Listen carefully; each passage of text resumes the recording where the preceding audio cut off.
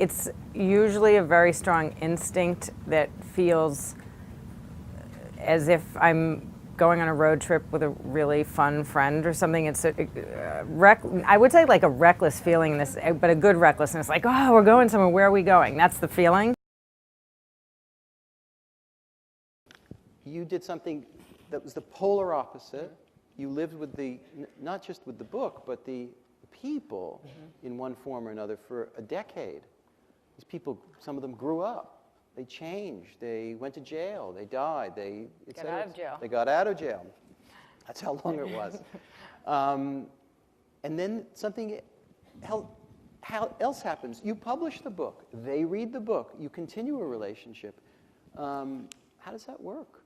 Well, I know the most nerve-wracking moment I would say perhaps in my career to date in a way was the day that I distributed the book to the people in that first project. I had deep connections with them. I love some of them. We're close friends still.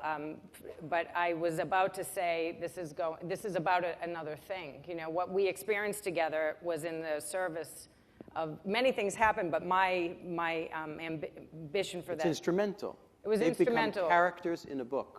And it was very difficult. I know writers who do immersion work who say that they can't be in touch with their subjects when they're writing because it's very difficult to sustain them in your imagination and your mind as characters when they are, in fact, on the phone calling you about something. Working on something for 10 years, do you get to the end of it and say, I swear to God, next time, 4 years? I thought, I thought for 2 all years. Kinds of reasons. 2 years, I thought, 2 years. This is 2 years. And, but I think all the doubts, the crippling, paralyzing doubt that I probably should have around 2 or 3 years in, it all gets saved up till the writing. I mean, I have this, if you said to me, that's a subject, that's not a story, I'd say, oh, it's a story. I'm going to show you it's a story. I just know it's a story against all logic or sense of well-being, right. The need for income, you know, a social life. We haven't discussed that. I mean, No. it's not unimportant. But I do know that I'm after something and there's a place I need to be. I just keep needing to go back to that person or to that place, or I start to organize my thinking around the subjects, and I think of it as, I call them lily pads, sort of what you're saying about those. They're just, I know that it's a little resting place in the narrative.